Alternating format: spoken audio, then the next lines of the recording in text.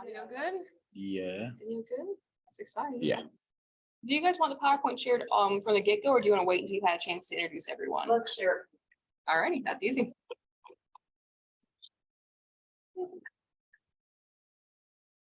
Yep. And so then if I want to play that for you. And also check the share sound, and I think you do not need to check it again for Yeah, the not- video, YouTube video. We need to check it again once it's time to do the video. Yeah, we can do it, but I active it right Uncheck it now. for now. Yeah. Yeah, it needs to be off right now. Yeah. Right now it's on. Yeah, right now it's on. Yeah, I'm gonna Yeah, turn it off. Yeah. Turn it off. Yeah. Okay. Otherwise, what they're gonna get is the feedback from the room. Oh. So if we turn it off for now, good. Mhm, yeah. And then once it's time to do the video, we'll turn it back on. Okay. I will All right. turn it on. You guys can have whatever you feel free to experiment, check it out. Also, let's go back real quick. So when I want to move to the video, I can just escape from bullet screen. Yep. Yep, and there's a keyboard up here. You can just dump it. But if anything happens, feel free to just wave, and our graduate student here can help you out, or he can text me and we can get you figured. So who will be moving the slides for? I will. Okay. Yeah. Okay. Let's check the clicker because it didn't work yesterday. Let's see. One of the key things you noticed with the clicker yesterday is that if anything else besides the slide is like selected, it doesn't know what to do. Right, so you have to So- like move the cursor. Yeah, and like make sure. But it should be good. Let's see if it works. Go for it. No, hold it a little hard. No. Okay, that's good. Make sure you put it on. Oh, yeah, make sure it's turned on. It's got a light. Or you might need to unplug and re-plug it. Yeah. I'm just gonna do the old school. That's fine. That's also fine. Totally fine. I am kind of curious if you don't mind. I'm gonna do this just to see. I like to have answers. I try again. There we go. Okay. Okay. But yeah, All right. feel free to just We'll like, give it a obviously, if shot. it's not worth it, not worth it. Okay, Elaine, so I'll advance the slides for everybody. If you want to sit up here, you can. What I noticed yesterday is that bright light is right in your eyes. So when you present, if you want to, do you want to stand here and you want to come up here and see what you see? Because you can actually see it on your screen here. Oh, okay. Yeah, I think, shouldn't we both be up here? Yeah, but come up here. I want you to Okay. see what happens. I'm just trying to warn you that it's very bright. All right.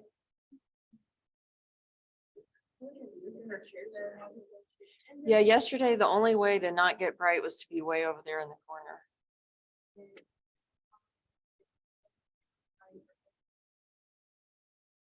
Oh, here we go. You get a little, you get very, very low. That's- It's just squat down behind the That's fine. That's table. all. Put you on the floor, actually. Yeah, I was like, oh, is there a way to move it up? But I don't think so. If you want, we could put a chair like where you're standing, have the two of you go on the side, and have that kind of weird. Yeah. We sat way over there. idea, yeah. Or we can do that side. Yeah, that's what we did before. Is That's how they get shit. Yeah. This is the closest spot without being blind. Oh, I see what Everything you mean, should be yeah. fine. So when you present, if you stand here, it's not in your eyes. And then you can see the screen. Yeah, and I like the idea of a chair, or if we sit here. Let me see if I sit here. Yeah, no, it's right in your eyes. I tried this yesterday. No, this is better. Is that okay? I mean, well. The only place it's not is if you stand here. Okay. And if you stand here, you can Is actually it see your, necessary to have it that bright? yeah, it's the, Because I remember with our tech people, when, they had it like this. And I said, this is like a near-death experience. I can't see the audience, and all I can see is like, they were able to dim it all. I can't get up there myself. I can ask yeah. them. Did you ask them? Yeah. But Elaine, if you stand here, because Okay. you also said you wanted to see your Yeah, slides, yeah, and you've got to be up here to do that. all right. I know it's like. I don't know which one. The option is to move. Yeah, Oh, you okay. could try that. That's a good idea. Here, I'll try this table. Oh, let's see if it works. Okay, here we go. Hi.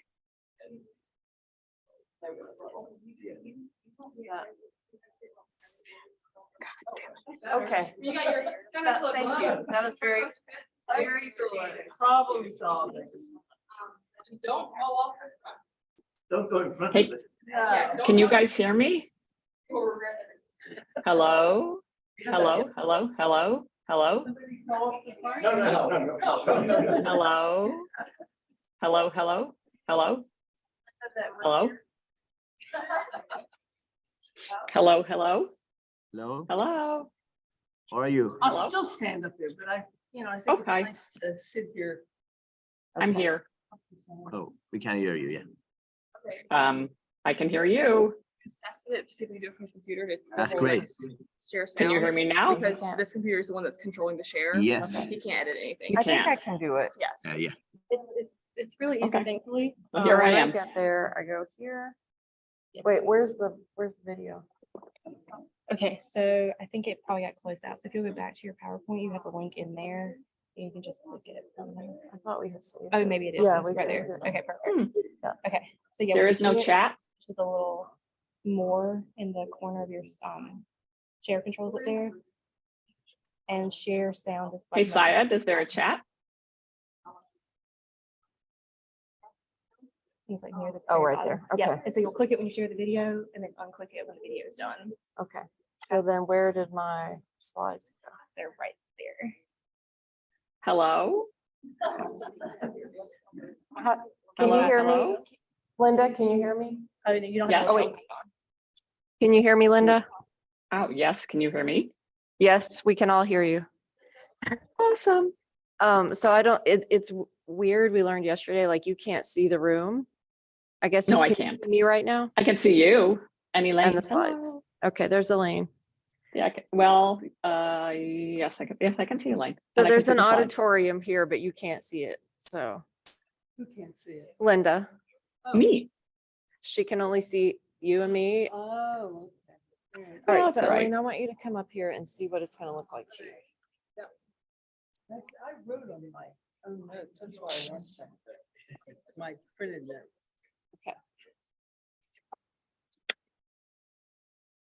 I'll mute myself Things you need to for know. now. When it's time for you to talk, Yeah. you've got to attach this because this is the only mic that people on Zoom can hear. Oh. So when it's, I'll give this to you when I'm Okay. done All right. and you've got to just attach it to your, Gotcha. Okay. but then you will be speaking into this mic, but it's very strong. So Oh, don't okay. get up on it. All right. Like let it, Good. you could even just have it sort of back there. Right.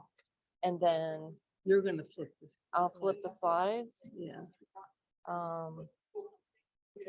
And so you're first, as soon as I'm done, I'll Yeah. introduce us and then it'll Yeah. be you. Yeah.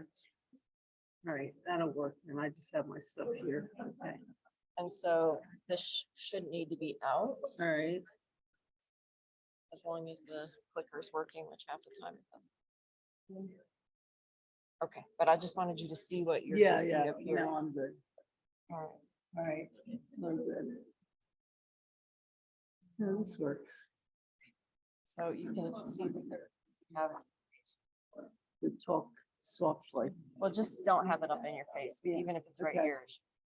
All right. Okay. We've learned all this the hard way. Yeah, that's good.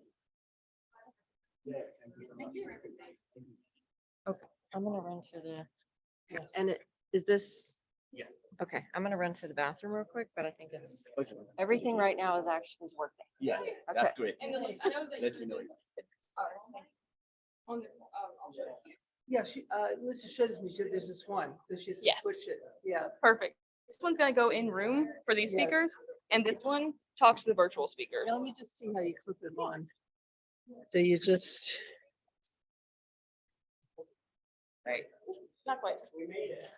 It's that side right there. oh, That side. okay. Yeah. We can definitely hear you, Elaine. Don't think it's even easier. You can do your left running room. Oh, Because it's a pretty good microphone. I don't know. I mean, I don't know how it would click on there though. How would it? Let's see. I mean, just to a kind of strand there. What you gonna do? Yeah. All right, so what I would do personally is I would do, if you grab this side where it's, sorry, grab the flippy side, Yeah. no, I would just put it on my, Oh, like this. that, yeah. Oh, smart. Yeah, because it actually is a really good microphone. If you pop it, it will. Oh, that's great. No, that makes a lot of sense. So that one's for the virtual speakers. Yeah, And this one's for the. that's perfect. Okay. So whoever's talking. And it works really well. And you don't have to turn it on, it's It's just on. on. Yep. I'll put it up here for now. I can definitely hear everyone. All right, I'm gonna get out of here.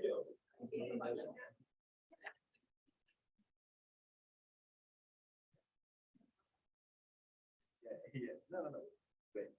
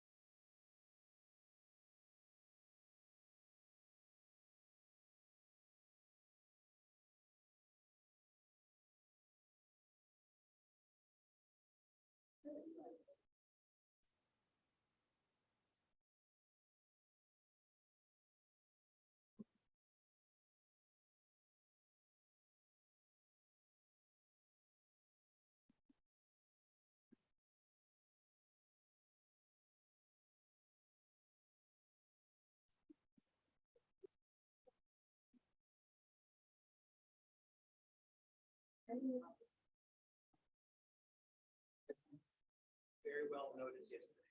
Yeah. Hey, what are you?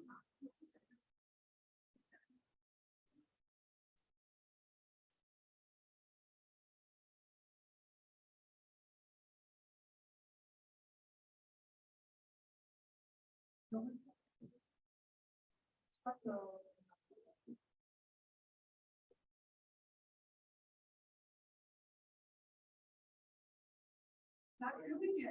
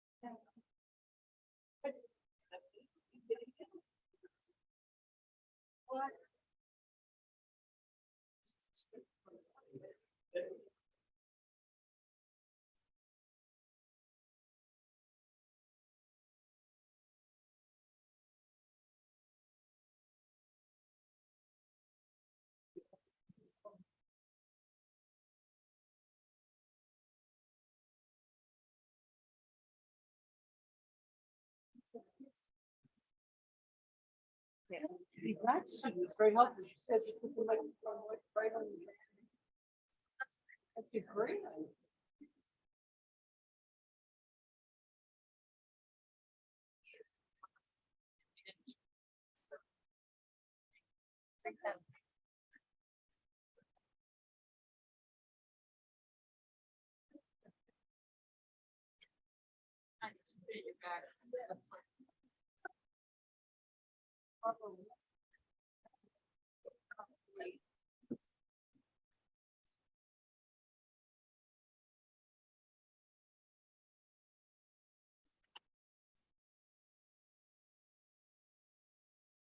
I'll start.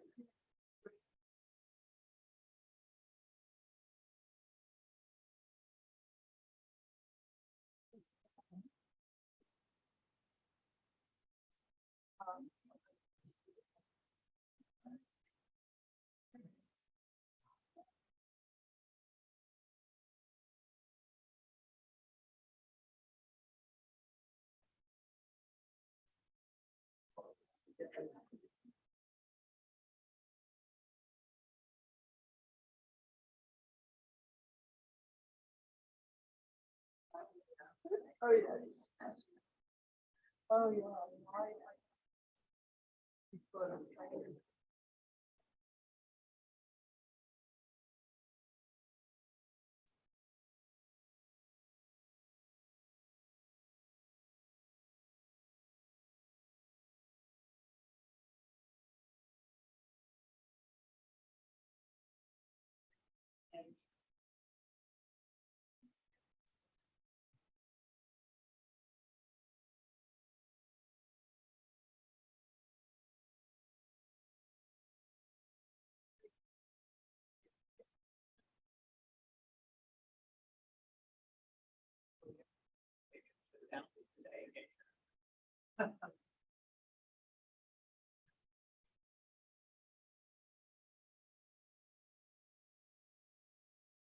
She just said to put it here.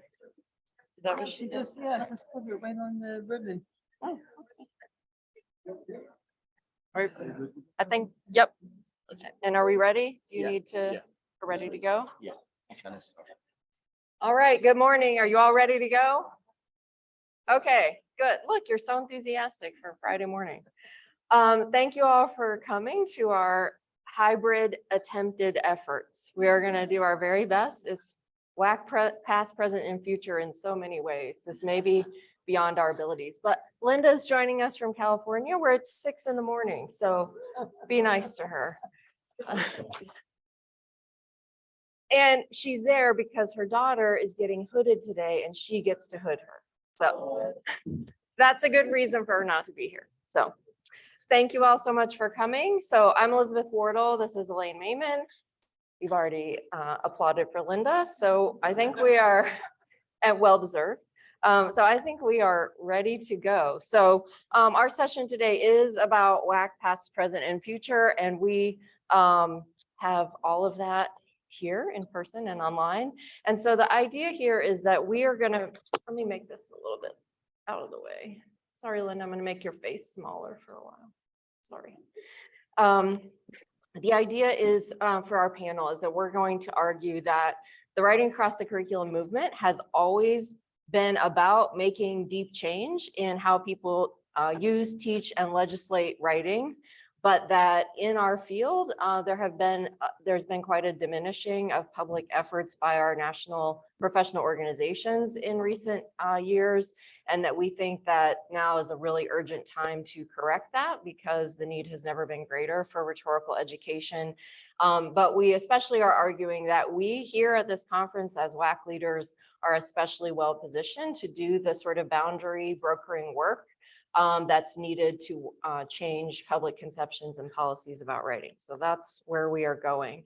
And so our argument is that we want to imagine WAC's goal as affecting deep change through sense making across boundaries. And so I'll very, very quickly unpack those as the lens for our presentation today. So when we use the phrase deep change, we're taking this from Adriana Kezar's work. She talks about first order change and second order change or deep change. And first order change is really changing, a policy or a practice, whereas deep change or second order change is about changing ideas, changing conceptions, changing underlying values so that you then change practices as a result. And we'd be happy to talk about this more, but what we're arguing for here is not to start with practices, but to start with ideas and conceptions, because that's how you make deep change in the culture.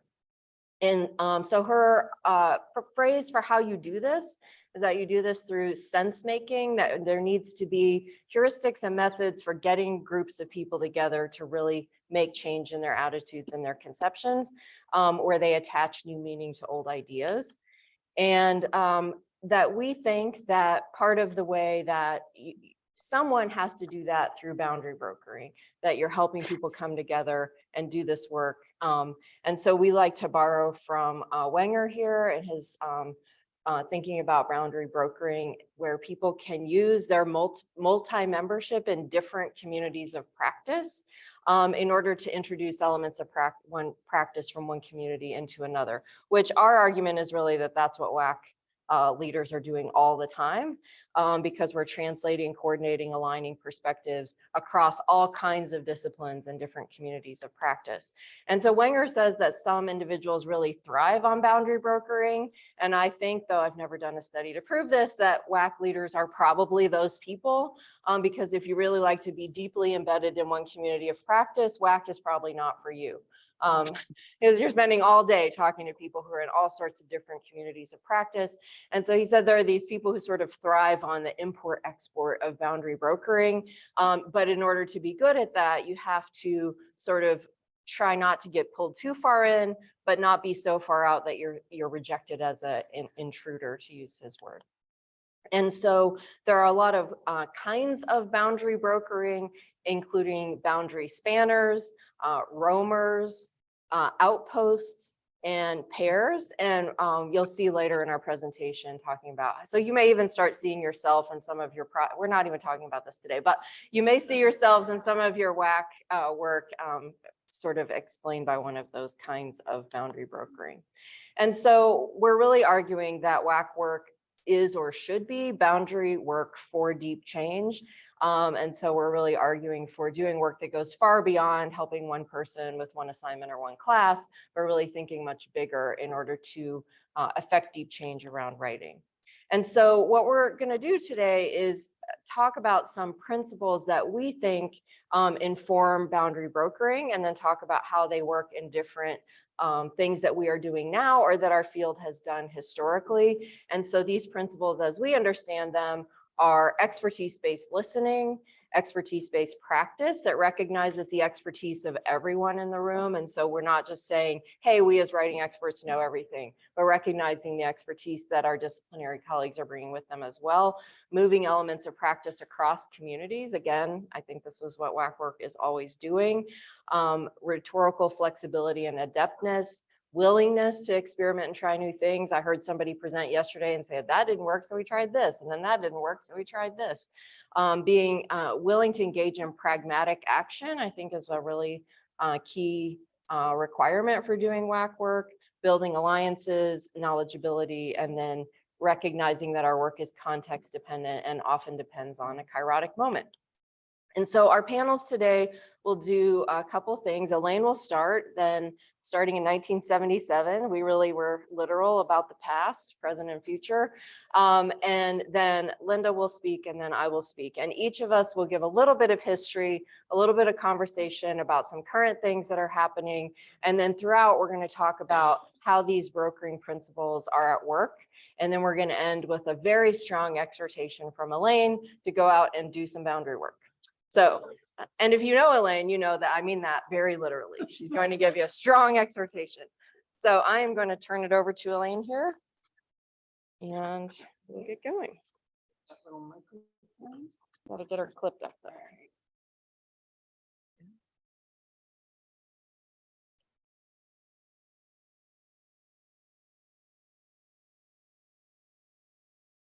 Well, good morning, everyone.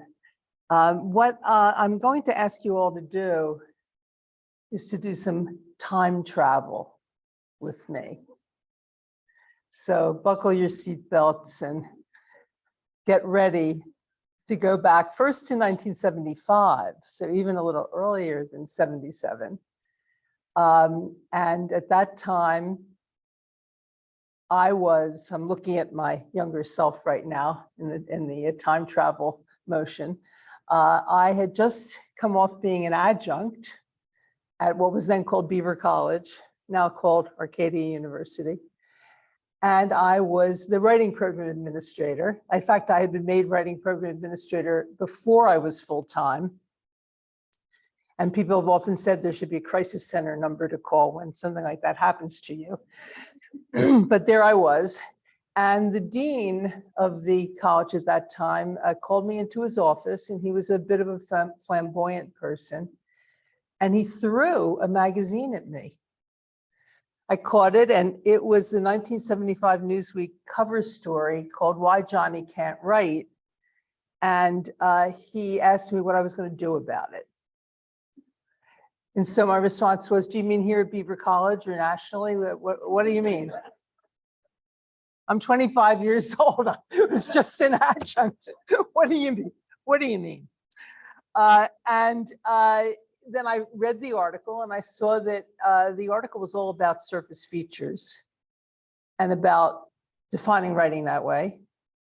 And that was very troubling, because at that time, I was already reading and going to 4Cs and working on issues that made it clear that this wasn't going to be the way that we were going to reform writing. So in any case, I was trying to figure out, what to do in all of this. And let me just say a little bit about time travel. When you're in the moment, it's very difficult to have the kind of reflection that we can have now. And to think through, what you're doing next and how it would all work itself through. And so now, as we look back at things that happened, we can put things in a context that would be useful for moving forward. So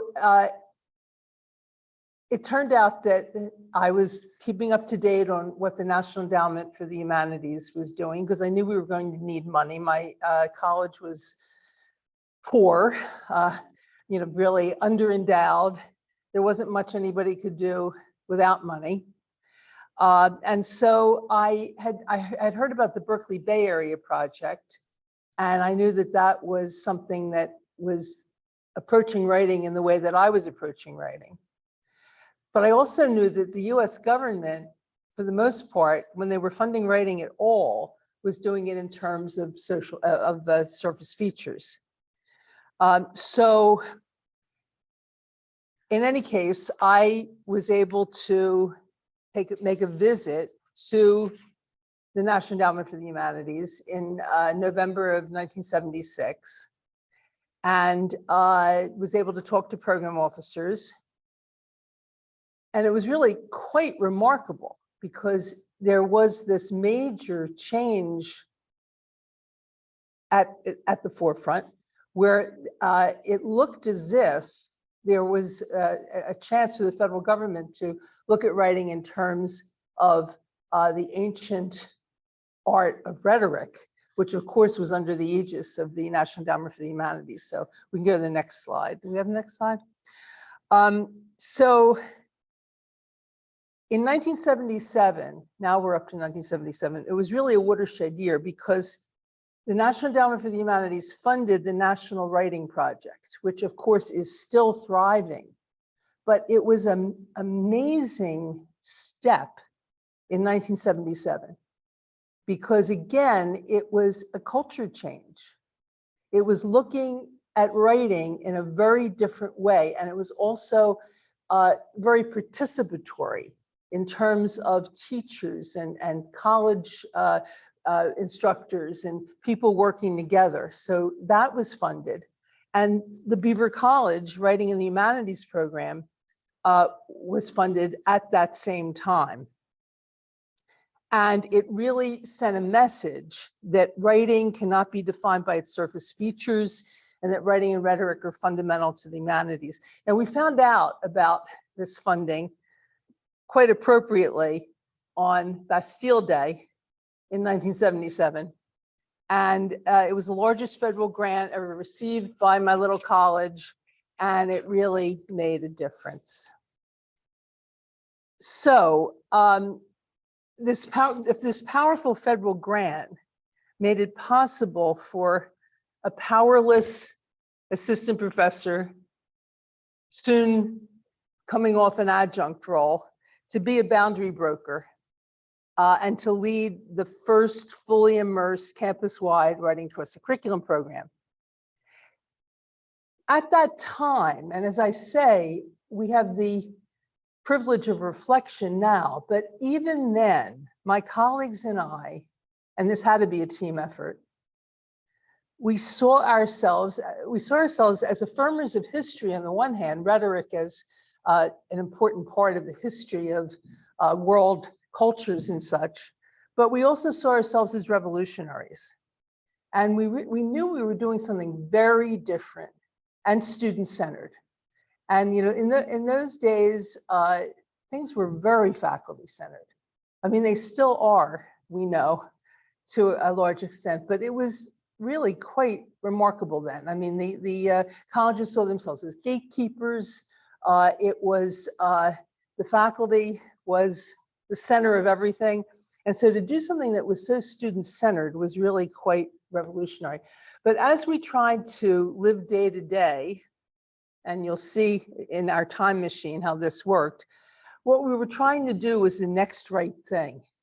Okay, we have this grant. Okay, how are we going to make the best use of it? And so we were enacting the principles of boundary brokering that enabled institutional change and taught us fundamental lessons, but we didn't yet have the language to describe it. And Liz and Linda have provided a language which, as I look at it, I say, oh yeah, that's what we were doing. But we didn't have the language then. I would also argue that writing across the curriculum, as it evolved through the years since that beginning, has become a model for further deep changes and a means to bring those changes about. Now, I went on in my career, I won't belabor the various steps of it. I was telling some of you over some wine last night about some of the stories, but we want to focus on the conceptual issues here. So let me just say that as I became a university president for 24 years, running institutions, and I often said everything I know about being a university president, I learned as a writing program administrator. And some of you were at Caitlin Martin's presentation yesterday. How many of you were there? Oh my, well, if you weren't there, you need to, where's Caitlin? There she is. You need to ask her for her slides and also for access to her dissertation, because she's really done a remarkable job of looking at what a president does and how it is guided by WAC principles. Just quickly, it means that you build trust, you build coalitions, you engage faculty members as experts, you create opportunities for sense making, and then the president's powers are really very limited. And they are, you're the final word on the budget, you're the final word on personnel, and you have a microphone. But if you don't have these principles functioning, then you're not really going to be successful in leadership at that level in higher education. And it's really writing across the curriculum that teaches us how to do this. So back to our time travel machine. The various principles that we now know are WAC principles, or something that we enacted. And I mentioned the expertise-based listening, expertise-based practice, rhetorical flexibility. And this led to, and again, you may not realize this, there haven't always been faculty workshops. The faculty workshop was a new phenomenon in the 70s. And I often said, what is a faculty workshop? It's not a committee meeting, thank goodness. It's not a postdoctoral seminar, and it's not a party, but it basically has the attributes of all three. And you've read research on faculty workshops, how they were formed. They were absolutely key as a new form in higher education to change the way that faculty talk to each other in terms of crossing boundaries. But in this case, it changed the way they spoke about writing. And of course, the willingness to experiment. We were experimenting on everything. And I will mention that, one thing that was most effective in the workshops that we ran at Beaver College is we would have experts come in. We had 5-week summer seminar that faculty were compensated to attend. And the first 4 days of the week, we had an expert come in. Now, there weren't any experts in writing course curriculum. So I just brought in people I heard at 4Cs and thought were great.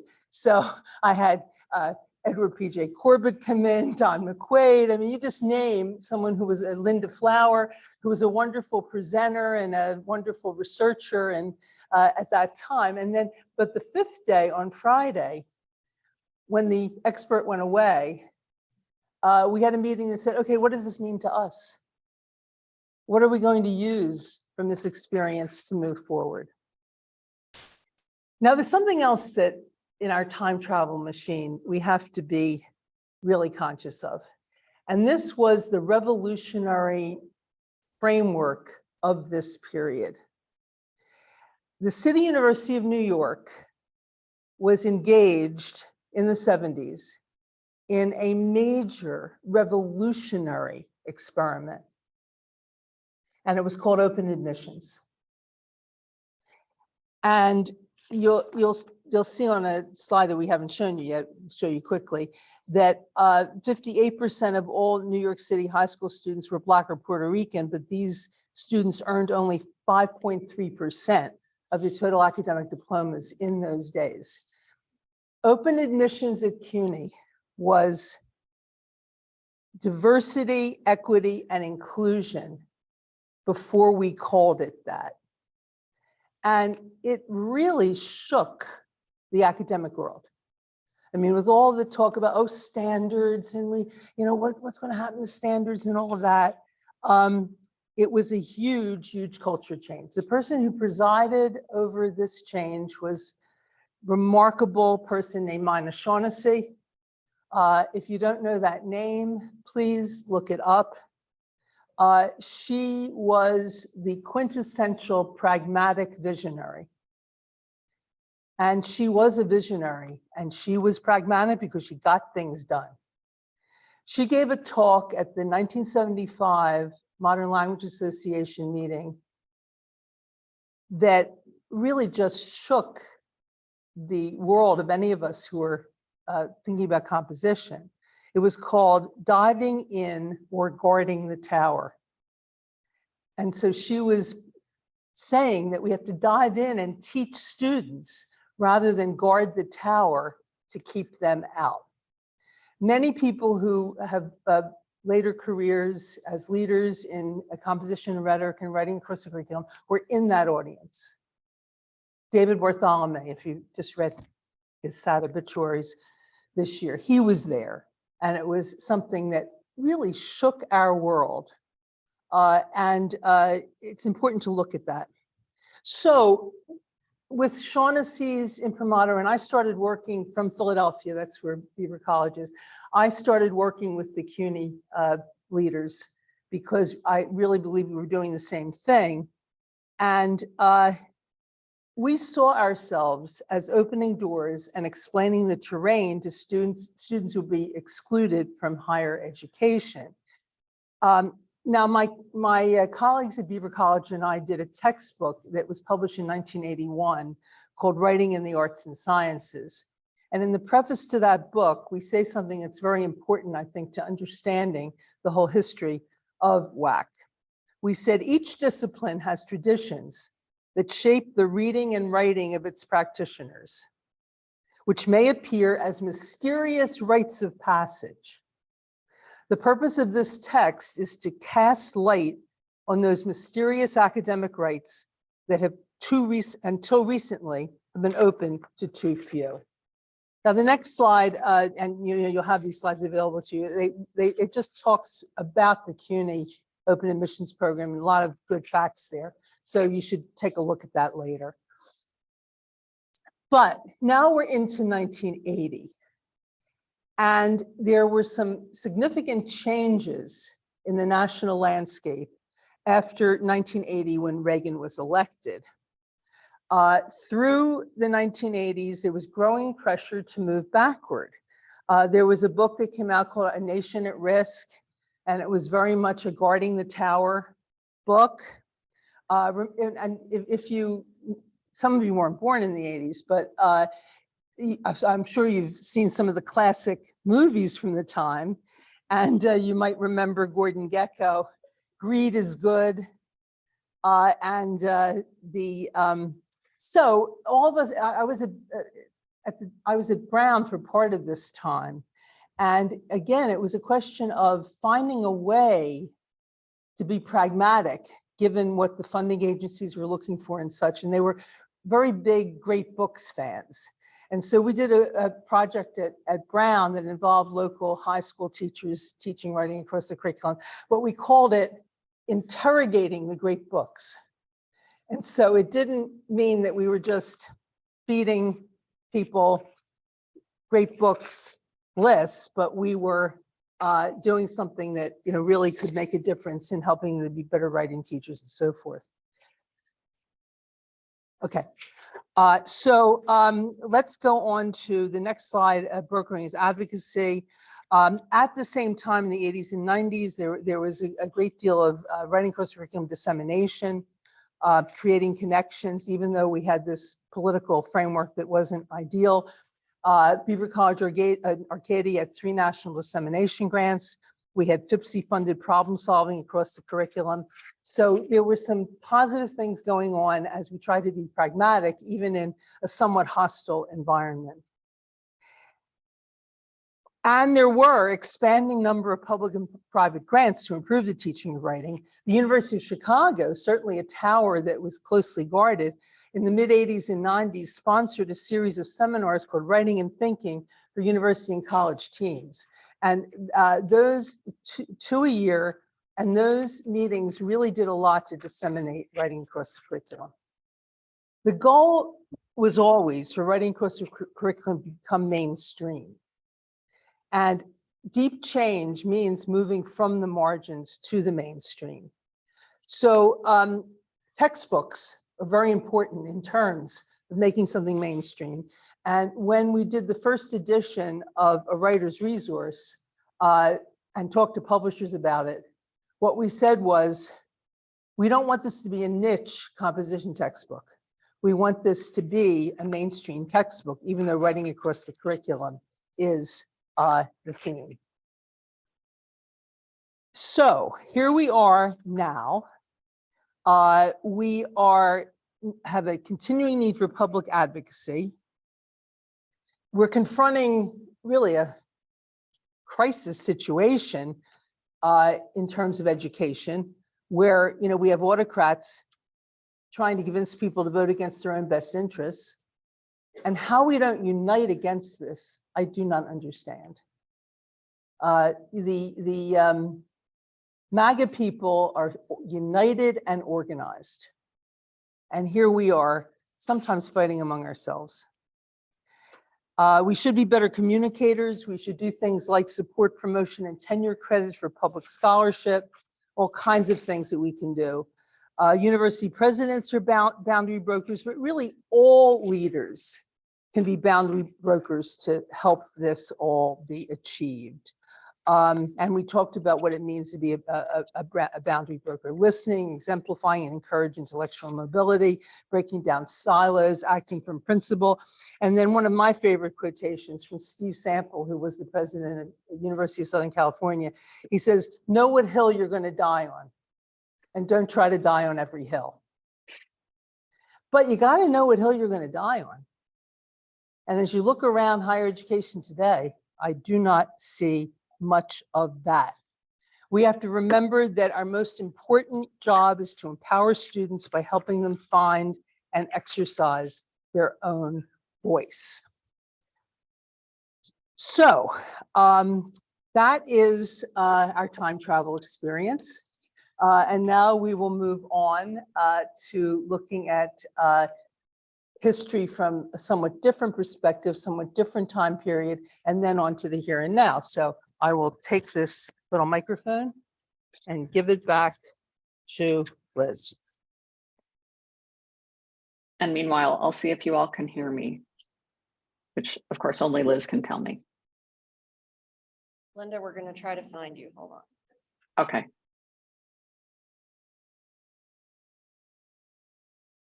Let me know. Yes. Now? Can you? Not yet? I think you're there. Can you all hear her? Okay. Yes, Matt says you can hear me. He's giving me a thumbs up. Of course, he's on Zoom. So hello, everybody. I'm really sorry It's not to be loud there. enough. Hold on. How do we turn Okay. this up? Better? Okay, try again. Now? No. Good, good, good. Bad? Yeah. Yeah. It's Good or bad? It's bad? One moment, please. Hold, please. Okay, it's getting better. Okay. Better? Now better? Better, better? Not yet. It went away. Uh-oh. Now? Okay. Now is it good? All right. Is it good now? Yes. Go for Do it. you want me to tell you what I had for breakfast? Okay. I'm sorry not to be there. I'm pretending that I'm seeing all of you and giving you a big hug. But thank you for having me virtually. So I'm going to jump ahead in our time travel experience to sort of the 2000s and beyond. And Liz, are you advancing the slides? Let's go for it. No, now we're not at no slides. One moment, please. Okay, good. Yay.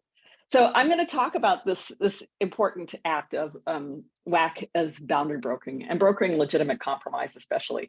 So we know that we see WAC as transformative and transformational, and you can see the quote on the slide from Adriana Kazar, a really good piece that I recommend on communities of transformation.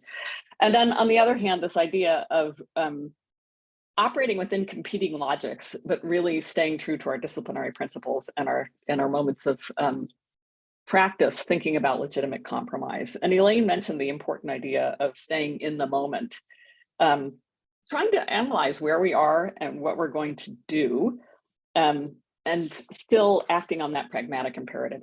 So picking up where Elaine left off a few years later, you can go ahead, Liz. Hopefully, there we go.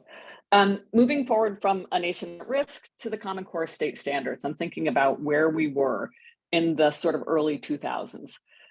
This was a moment, I know that we like to toss around the term neoliberal. I hear it a lot when people don't like things, but this really was a period where neoliberal principles were taking over education. The idea of implementing educational reforms at the sort of system-wide national levels to increase educational efficiencies in particular ways. And so as this huge shift toward these principles came into play, we saw two really prominent examples of those. You can go to the next slide, Liz. In both the Spellings Commission report, which was eventually published in about 2006, and the Common Core State Standards, which came out in 2010. So both of these reports pointed the finger at higher education as a system, saying essentially that higher education had failed, and that to address the failure of both higher education and K-12 education, there was this incredible need to implement these relatively stringent standards. And I'm going to talk mostly about that in terms of the Common Core state standards. Okay, go ahead, Liz.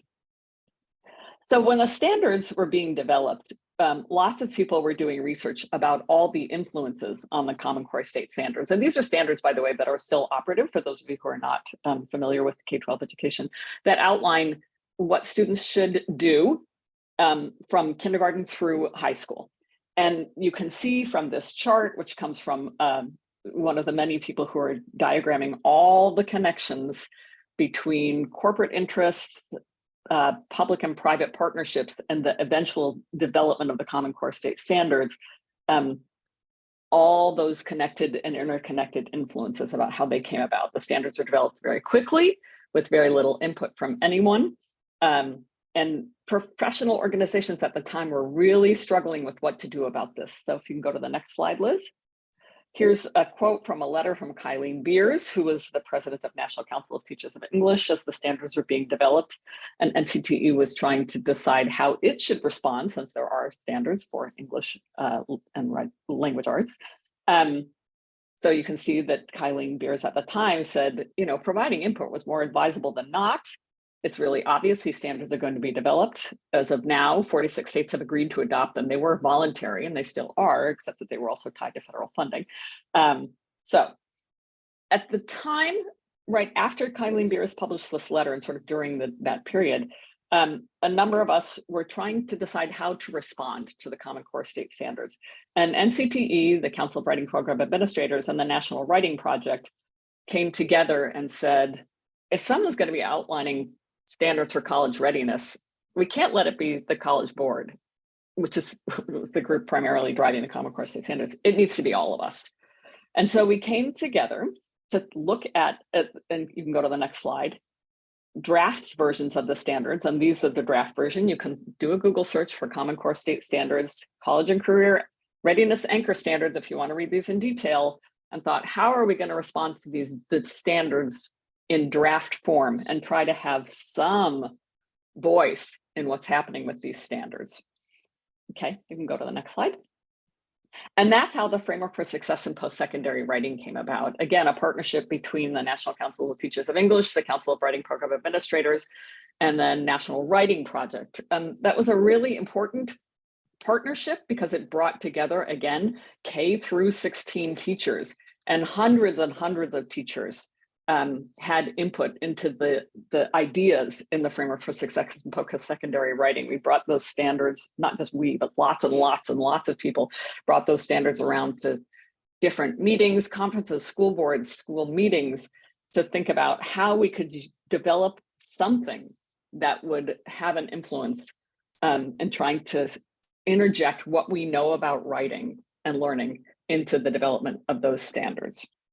So in one sense, then, the development of the Framework for Success in Post-Secondary Writing is a really interesting example of this idea of brokering legitimate compromise, as we tried to name the things that we knew about writing and writers at the time, to reframe the Common Core state standards, to contextualize how we really thought, and teachers around the country, again, hundreds of teachers really thought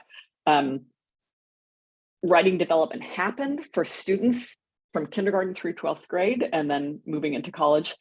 Then moving from concern to action and trying to move beyond tactics. That is not just sort of thinking like, this is happening, what are we going to do now? But trying to think about a longer strategy.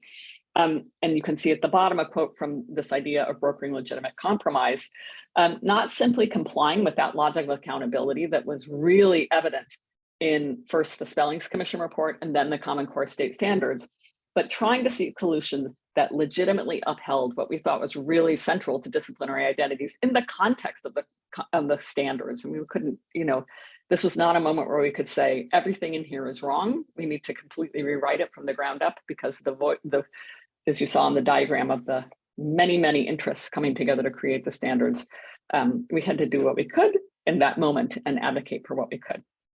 So then jumping ahead a little more, and you can go ahead, Liz.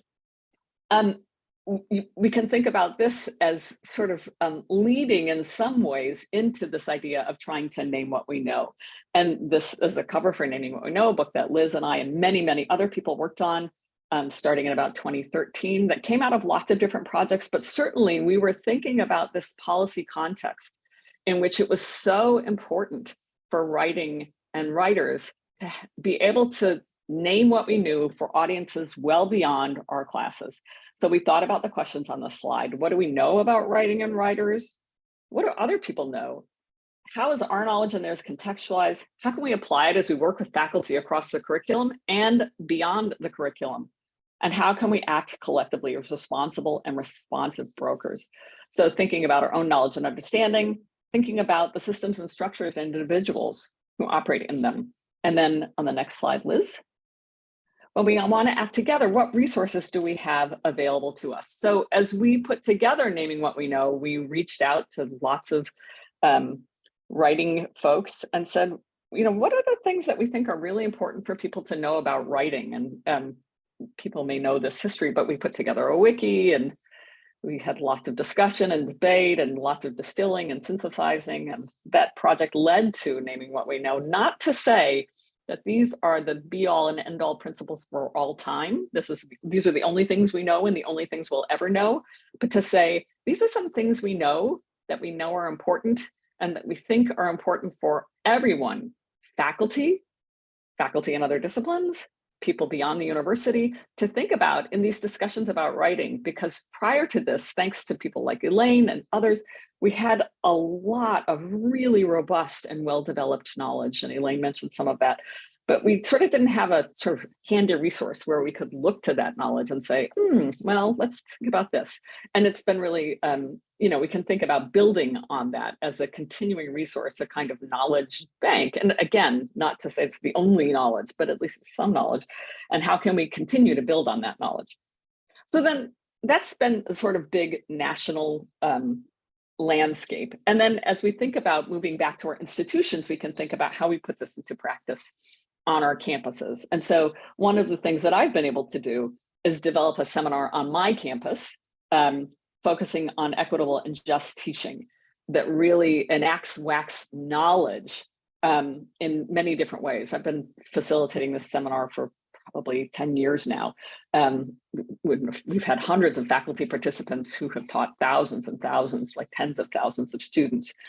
So in this seminar, we do the things that are on this slide: explore disciplinary identities, think about learning and learners, and really looking at both qualitative and quantitative data about learners, exploring disciplinary histories and ideologies, and thinking about curriculum design and redesign.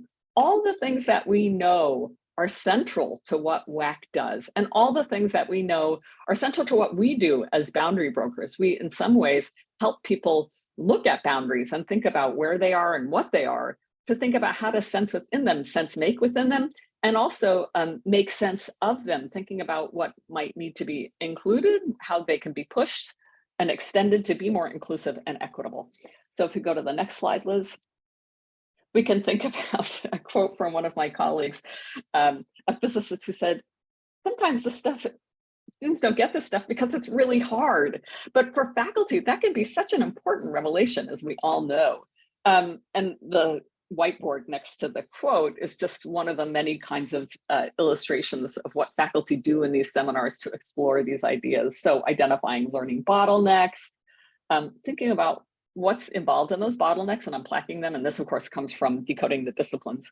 And then doing some concept mapping to think about what kinds of things students need to enact. So you can go to the next slide. Then really thinking about students and the student experience. On my campus, which is a minority serving institution, an institution with a really large population of first generation students and low income students, and also a research university, asking what it's like to be a first generation student or a student of color on this campus, and being exposed to the kinds of researchers who are working at UC Santa Barbara. So really diving in, and as Elaine said, having this focus on learners, like what is it like to be a student here? That's not something that faculty, at least on my campus, often have the opportunity to think about. And so a seminar like ours, again, enacts WAC's knowledge and its focus on student-centered learning by creating these opportunities for students to do that kind of thing. And so again, on the next box, you see a couple of quotes from faculty members, putting their understanding and their sort of newly emerging understandings of students from different perspectives and of their disciplinary identities into different kinds of action. So, and those are from a couple of faculty from different disciplines. So I'll wrap up by saying, as we think about these historical moments, and we think about, as WAC professionals, how we broker the boundaries in these moments, as Elaine has said, we really try to identify what is the moment, and then how can we act within it. I think that what we tried to think about through the 2000s, we'll say that the 2000 aughts, was really how it was that we could name some of the things that we were starting to pull together, thanks to the work of Elaine and others, and then how to put that into practice in some new and expanded ways, building again on the work of Elaine and other pioneers, to bring faculty into this larger conversation about writing and writers. Okay, Liz.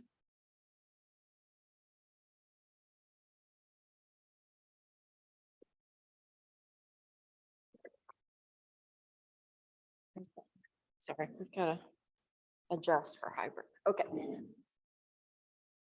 Thank you both. All right. Thank you all for still being here. So I'm going to bring up the end here and talk. I changed my talk title after I heard what they were going to do. So we're going to talk about engaging faculty expertise to change conceptions across boundaries. So anybody who's had a workshop with me knows that I like to start with a quote from Buddha, because why not? With our thoughts, we make the world, right? Because what I like to argue repeatedly is that if we misunderstand something, then we do things that are harmful, and we need to change what we understand in order to do things that are less harmful. And so this is especially true when it comes to writing. If you think about some individual harms, just personally individual harms of misunderstanding writing, here are some of them, right? You feel guilt that I should be better and I'm not. You feel shame that I can't do what my teachers expect.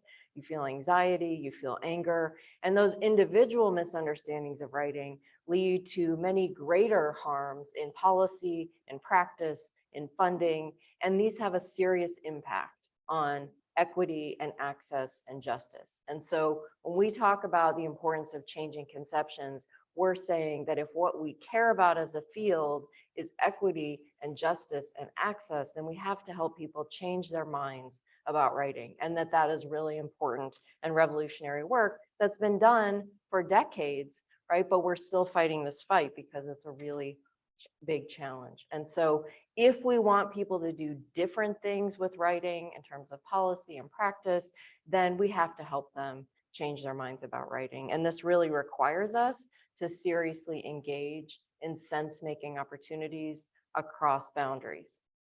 And so, as Linda and Elaine have described, there have been many field-wide efforts to broker change, and this was especially true in the 1990s and 2000s. It was a really rich time when our field's professional organizations, I'm not talking about individuals, our field's professional organizations took seriously the challenge that we need to change the minds of people about writing outside of our field, not just talk to each other, but talk beyond our field. And so I was surprised to learn that in the 1990s, WAC scholars were on PBS with a live audience of 12,000, right? I was shocked to learn this. None of us, as far as I know, have TV shows. And people were watching, right? Which is absolutely fantastic. And then from 2001 to 2011, the 4Cs had a public policy committee. NCTE started the National Day on Writing. Is Doug Hesse here? Because I got a lot of this. Okay, well, when you see him, let him know. They started the National Day on Writing and a digital National Gallery of Writing. CWPA, including Linda, started the Network for Media Action, where they were training people in our field to do media work, to get the word out. And then the Framework for Success in Post-Secondary Ed, as Linda was talking about. And there were a ton of video projects, all kinds of them, which we've actually been collecting. We're going to archive them. But those do not exist anymore. Many of them do not exist at all. So there have been a massive diminishing set of public-facing efforts. 4Cs no longer has a single, not one, public committee or task force on public work. The 4Cs Research Committee, which I was on, all resigned together last year for various reasons related to that shift in focus. There is no more Network for Media Action. We have no more public-facing committees in CWPA. Doug said the National Day on Writing, while it still exists, is a vestige of what it was and what it was supposed to be. And the National Gallery of Writing, with its thousands of pieces of everyday writing, is completely gone. So here are C's current committees and task forces, and here are the CWPA's current committees and task forces. And the argument I want to make about this is that these are important inward-facing committees, right? They're doing important work, often around justice, around racism, things that we need to handle. But this is not an either-or choice. We need to do the inward-facing work, and we must continue to do the outward-facing work because it's urgent, and we cannot cede the ground to others, which we have done. Basically, our professional organizations have just completely ceded the ground and the narrative to others about writing, and the consequences of this are really dire. So I wanted to just return to something Linda and I wrote in the introduction to Naming What We Know, because there's been a lot of criticism of that book saying that, we were sort of deciding for the field what it should say, what it should believe. And that's not at all what we were doing. What we were trying to argue was it is urgent for us as a field to take our expertise and go outward and make change in policy and practice, because if we don't, other people will. And we are the ones with the expertise to do that. And so what can we agree on in order to make change? Because advocating for writers and writing is really what matters. And I think that our field has actually been going backward on this. There is public work happening, but it's not being done by us. It's being done by the National Writing Project. It's being done around book banning from our K-12 colleagues. There's a lot of individuals working really hard to do work, which is a real challenge when you do something by yourself rather than through your national organizations, the op-ed project. So lots of good stuff is happening in terms of outward facing advocacy, but it's really not being done by our own national organizations. And so the question I want to ask with you today is, what would it look like for us to create large-scale public change efforts around writing? And I want to give you a case example and sort of go to 2 levels of meta. So what if we do that inside an institution? And then what if we take that work from inside an institution and take it out and use and work with our disciplinary colleagues who've been in our WAC programming to be ambassadors to change public conceptions of writing? And so at Miami, somewhat similar to Linda, since 1990, no, that was not happening. 2017, we've been leading the How Faculty Writing Fellows program, which asks people to come in teams.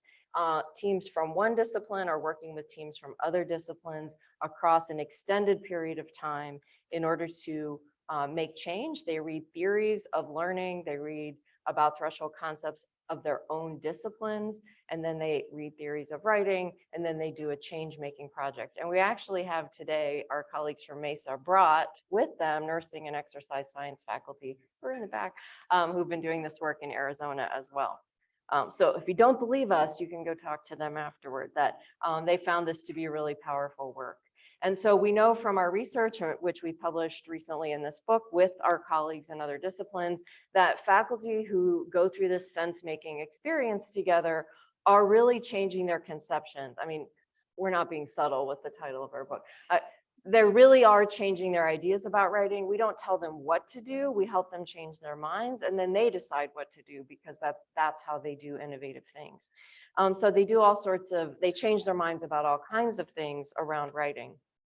And so really this program embodies these brokering principles that we opened with today around expertise-based listening. We are listening to them, they're listening to each other from within their departments and across their disciplines, and everyone's expertise is recognized, and they're helping move elements of practice across. So one of the things I was hearing from our colleagues at Mesa yesterday was that they were learning how much they had in common with faculty from other disciplines, as well as where they differed, so that they can really make those things explicit to students. And so Linda and I have actually written up the method that we both use in this free book, which is on the WAC Clearinghouse. And so the Changing Conceptions book sort of explains the results of what we learned and the philosophy for it. And the Writing Expertise book is actually the method for doing it. If you're interested, it's free and it's online. And so when faculty go through this program and change their ideas, they themselves do all sorts of innovative things of their own volition that are really powerful for students. And so you're going to have to bear with me while I see if I can play this quick video. Oh, wait, I have to press a button. This is my colleague from economics. We never thought about teaching writing being helping our students understand the conventions of the discipline and how we communicate. What we learned is that writing is always very specific, and how we expected students to write in economics, you couldn't teach in freshman English because they didn't know how to write as an economist. We had to teach that. Another thing we learned is that writing is so much more expansive than we had thought. Once we realized that, and we realized how much writing we were using, we got serious about thinking about how do they get the tools necessary to do this successfully, and that we had to let them practice. So what we ended up doing is putting in a writing across the major plan where we have pieces embedded in all our required courses. This wasn't simply about teaching how to write, it was helping the students to learn economics. Sorry, it was so loud. I don't know how to turn it. Go back to, it's a little tricky to do all this. Oh, here we go. Okay. All right. And so what we learned was that we can work with our colleagues to help them change their ideas and then do innovative things. But that's all just within the university. And so during the pandemic, we had an opportunity. I guess we could say this was pandemic as a kairotic moment, which is maybe the most positive thing I can say about the pandemic, is that our president was wanting to do things to help our alumni. And so he had our business school do a mini MBA online that was free to our alumni. And he came to me and said he wanted the House Center to do a sort of similar micro credential around writing. And so a bunch of my colleagues who were there to see that are here today. And I said, okay, but we're not doing it the way you want us to do it, because what he wanted was something that was so out of line with everything that we know as a field about writing. And he was kind of crabby about it, but he still said, okay. And so what we did was we went ahead and created probably the hardest thing I've ever participated in. We created this free online writing institute that would be first for Miami alums and then free to anyone who wanted to take it.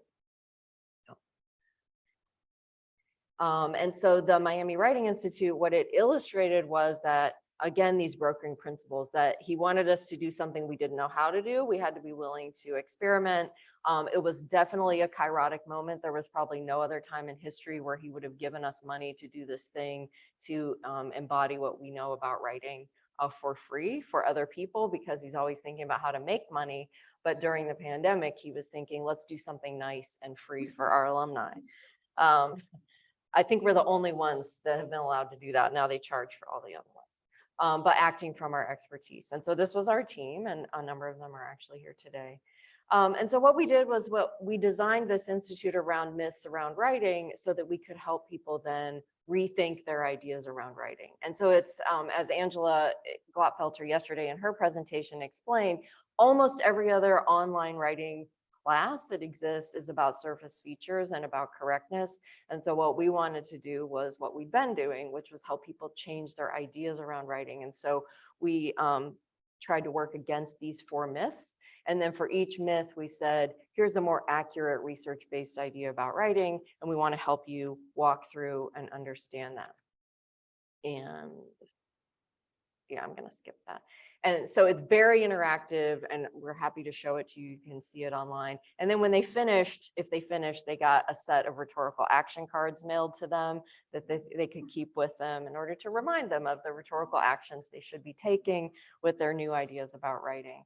And so, but what I want to say to you today about this is that then as we were making this, we thought, there's things we can explain to people about writing, but our colleagues who have been through the fellows program from these other disciplines have something really important to say that other people might be able to hear in a way they couldn't hear us. We're just the writing people. But what if people who don't study writing for a living are telling them things that are transformational around writing? And so we convinced our colleague, Dr. Jennifer Kinney from Gerontology, to be a part of one of the case studies for the last myth around changing conceptions about being a writer. So the way that the units work is that first we introduce the myths. Here's the sad solitary writer. And then we give counter examples, and there's all these activities. But the heart of these is the cases. And so in this unit, Dr. Kinney is the case, and she talks about her changing ideas about writing and what this means and why other people need to think about it differently. And so she says that we interviewed her, she did some videos. She said, a lot of us have a hard time asking for help, but when you ask for help with writing and give help to others, writing becomes a community effort. Things that we as writing people would say, but also we probably wouldn't say it exactly like that. And so this is my absolute favorite part from her. It's very short. I think that in writing, if we don't admit that it's hard and talk about that with others, it becomes a secret that we have a hard time writing. And it's not that we're not able to be good writers. The issue is that it's a really hard process that takes practice, and it takes feedback, and it takes revision. And I want our students to know that now as they're in school and as they're launching their careers. And so we know from the research about this that people really responded to her interventions in the Miami Writing Institute. So we also showed like how she completely changed her classes as a result. We asked her students what they did differently with their writing. And so we know that that particular piece of the Miami Writing Institute was really powerful. When we did follow-up surveys, people were saying all of the ways that their own understanding of themselves as writers had changed because of that particular unit. And so I just give you that as an example of how, it is possible to change people's conceptions using methods that maybe we haven't thought about using before. And so what can we learn from this? I think that what I want to emphasize is that WAC leaders are boundary brokers. Our WAC participants from other disciplines can also be boundary brokers in ways that we ourselves cannot, to go places we cannot, that they are interacting with people that we would never have the opportunity to interact with. And so there's all sorts of things that the people who've completed fellows are now doing to change other people's ideas about writing in places that we can't. And they can be ambassadors for writing. And so I just want to reissue the call that Linda and I issued in 2015 in Naming What We Know, which is that if we want to actively and positively impact the lives of writers and writing teachers, we as a field have to do a better job of clearly stating what we know and helping others understand that if we want to have any chance of influencing policy, programming, funding, etc., because advocating for students is the most important thing. So we do have an article coming out about the Miami Writing Institute if you're interested. And now I just want to give it back to Elaine for a closing exhortation that I promised you, and then we will open it up to questions. Yes, and I think I'll just shout. You I'll just hold a little mic. Okay. So everyone, the time is now. The need is urgent. Work toward outward facing efforts for deep change. We have to do this individually, institutionally, and in our professional organizations. What we do well as broker, let's do it.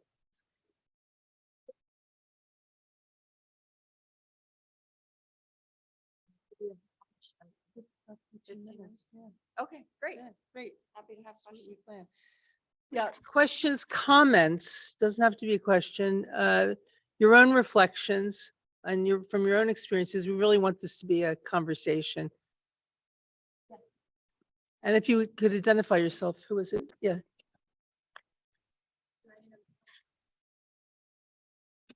I don't think there is one. Yeah, we'll repeat the question. Oh, okay, all right, good. Oh, okay. All right, here it Run your comes. mic.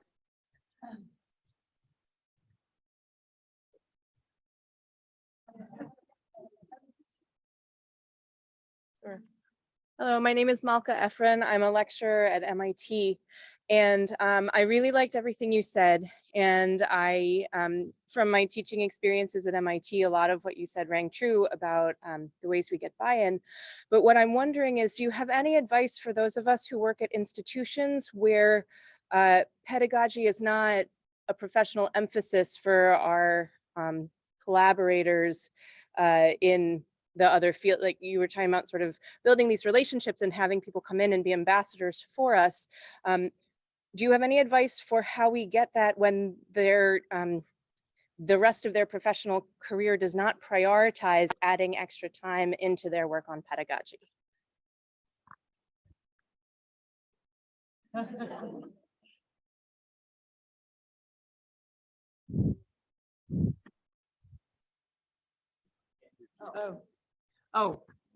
Yeah, she can't hear you. She unless can't, you- oh, Linda, can Linda? you- No. No. Oh, Well, okay.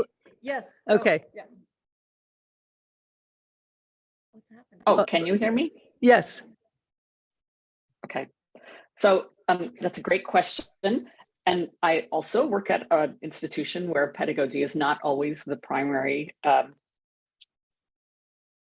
area of concentration for faculty, but faculty are generally really interested in doing their jobs in a way that's ethical, in a way that takes the interests of students in mind, and they're really, really invested in their disciplines. So I think my approach, and I think Liz's as well, and probably Elaine's, has always been to sort of think about where faculty's interests lie primarily and work from there. And that's a really important part of being a boundary broker. So learning about what people know and care about most, in my experience, it's those disciplinary or interdisciplinary identities, and inviting how faculty can explore those, invite students into them, and invite students to expand them. That's something that faculty tend to care about no matter where they work, whether it's a research university or a teaching university. And I don't know if Liz and Elaine, if that's also your experience. Yeah, let me just say, this is not a new problem. that from the very start. But the way to address it is that faculty members at all institutions see themselves as researchers. And that means writing. And so one of the things we found in the initial writing workshops was faculty were discovering things about their own writing and then realizing that they had to engage students in that writing and research in a way that would help them move forward in the profession. So I think that's really the key.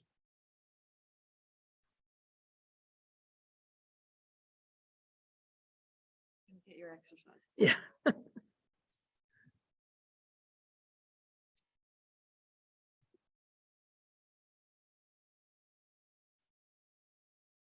Chris Baskier, Auburn University.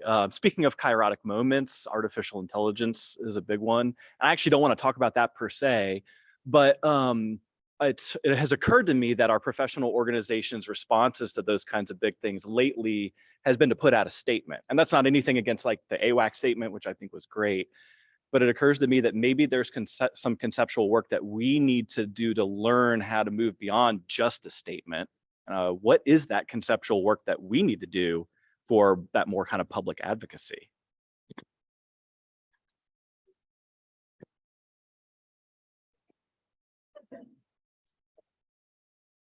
No problem. So you can use it. Okay. Yeah, I mean, I think that's a really important point. We love to make statements, but I don't think statements change people's ideas. I think they just state our position. And so, you know, what we just did, and I know what you've done, just because I've been following what you've done on Facebook, is, you know, we have teams of faculty that we sort of compensated and worked with all semester from across the disciplines on AI. And they came out with, the librarians came out with 5 different course instructional units on AI literacy that people could immediately start using in their classrooms. The sociologists did a case study that people could use in their classrooms. Why aren't we doing that? Like, that's stuff we could do too. I realize there's there's all kinds of reasons why we can't. But I think that that going beyond a statement seems pretty important. Anyone else would like this?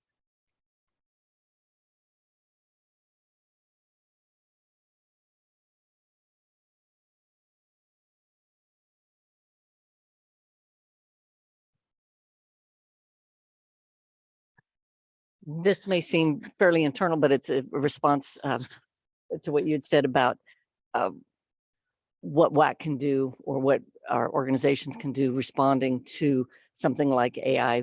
We've collaborated with the Faculty Research Association on our campus to, throughout the summer, have a weekly, you know, every Wednesday for an hour, we come together just to try out AI for ourselves and also to maybe think about what syllabus statements we might include and how we might adjust our teaching. And I think what might grow out of that, you know, this session actually has given me an idea that what might grow out of that might be something that would be maybe more outward facing, that would be helpful to other institutions. Possibilities and its threats.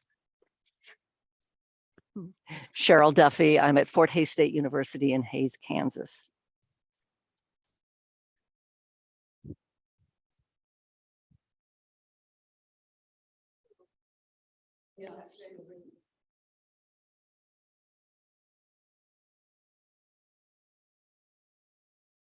I'm still trying to work out the terms of my question. And it really has to do with what Kenneth Burke calls the bureaucratization of the imaginative. That is, when we work together, then it quickly takes the form, you know, it takes the form of curricula, of groups, of ways of doing things that don't change as rapidly as our own thinking, our understanding of our students. And I was thinking about this yesterday in the presentation about graduate writing, because in my department, we introduced an e-portfolio requirement for our master's students some years back, but it was framed in the same terms as our old portfolio requirement. And gradually, through a lot of pushing, we changed that. But some of that stuff is still online and it's still alive in the minds of some of my colleagues. So we get students who are being pushed forward in old form, even though our understanding of that has evolved. And so I think sometimes, isn't it a matter not just of working at the borders, but of rebrokering all of those things again and again? If you have comments on that. I'm sorry, it's Miriam Marty Clark, and I'm at Auburn University.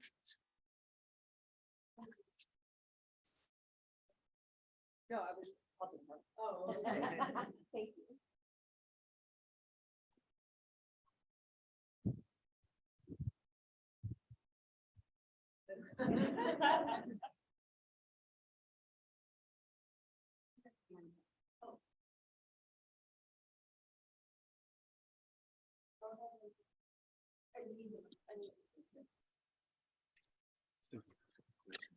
Oh, oh, good.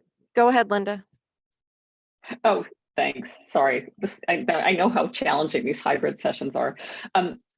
Again, I think that's I really appreciate that comment. And I was waiting to see if Elaine was going to say anything.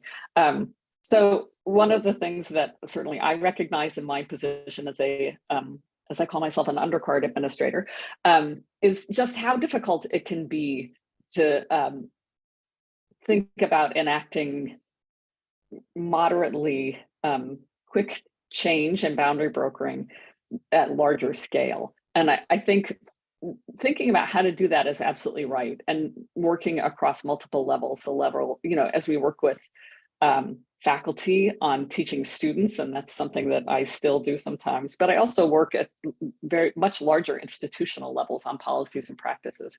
And so keeping in mind this sort of multiple levels upon which institutions operate, faculty and students, policies and practices, course sequences and structures. How can we constantly think about our work as, and I'm holding up my hands, a kind of rubber band that stretches in all ways, and thinking about where we can inflict maybe moments of action in those practices. When Elaine said that, everything that she knew about being our university president came from being a writing program administrator, to me, that's what I take away from Elaine's statement. Everything I know about being an administrator now, as in my current role, I learned from being a writing program administrator as well. And that's this idea of just thinking about what our practices are in those larger contexts. And I really appreciate that example of, portfolios and the ways they're represented on a website, but thinking about how can we make these changes, and where is it going to be most important to think about and, enacting change, making alliances, building partnerships at a given moment along a longer trajectory of thinking about change and change making. There was also one question online, and I feel like in every session I've seen the poor people online never got to ask their question. So I just want to read it, say it out loud, which was, I think one of the questions was, how do you do this work when you're not at an institution that doesn't have a WAC program? Okay. So what I want to say about that is I don't have a good answer. However, my colleagues from MESA are here today, and that's exactly what they've been working on for the past 2 years, is how to start WAC without WAC programming, or without even a position to do that from. So I'm not sure who asked that online, but we'd be happy to put you all into conversation if you would like to have that. Maybe they want to make some conversation. comments now. Would you like to make some comments now with this tiny microphone? Okay.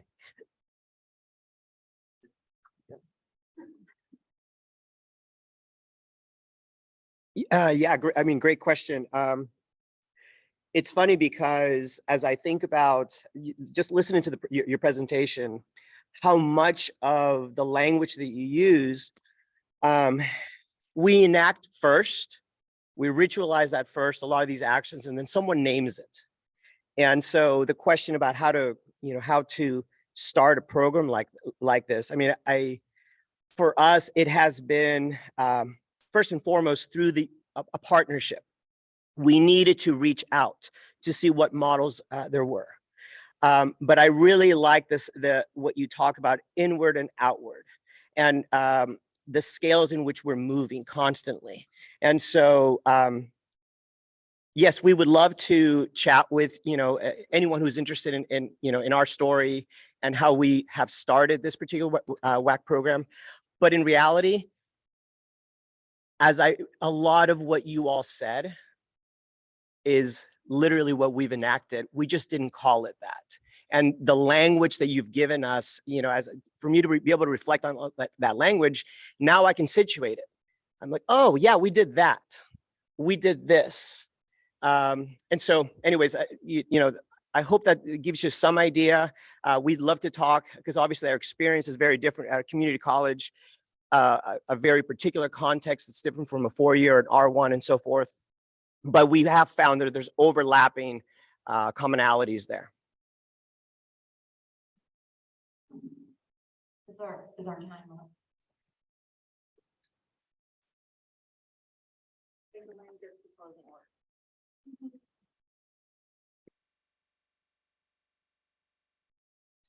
I think from the from the vantage point of starting a new WAC program or continuing, the way to think about it from the faculty perspective is, how does this address other institutional problems? And institutions have great problems right now. And I think that if you can basically frame what you're doing in terms of, of retention of students, all the things that everybody's all hot and bothered about, then you have a chance to make a proposal. And if you have some degree of enlightenment on, the part of administrators, you can get some buy-in from them. I mean, let's take Liz's example of the president who just wanted to make money and not give anything away during the pandemic. And he wanted to reach alumni because they give money. And so, to do something this way, so it's always, we have to always be projecting into what is it that other people want to accomplish. And that is absolutely essential to the brokering. And finally, let me say that we have to use a different kind of mathematics. In some of the questions, I heard people say faculty won't want to add this on. And then we heard in terms of the e-portfolio, it was basically superimposing new stuff on old stuff. One of the major things we are challenged to do is to help people to think it is not addition and subtraction, it's rethinking. And that finally makes everybody's life better. And I remember back in the old days, we used to say to faculty to get them to come to workshops, your life is going to be harder at first because you'll be making change, but then it's going to be easier. And you're going to be exerting a lot less nervous energy, the things that really get you upset. So I think those are really key in terms of what we need to do to move forward. And just my very last comment, as you leave this conference, please be thinking about what you individually can do in an outward looking way. The situation's desperate. And if you can write op-eds, even if you can't get, our professional organizations to do more, let's hope we can. I just voted for 4C's people. I tried to look at their bios to see if they would be people who would be outward focused to some extent. But we have to do something about that too. So please think about what you can do yourself and through organizations. And thank you all very much for being here. And it's just been a delight to do time travel with you.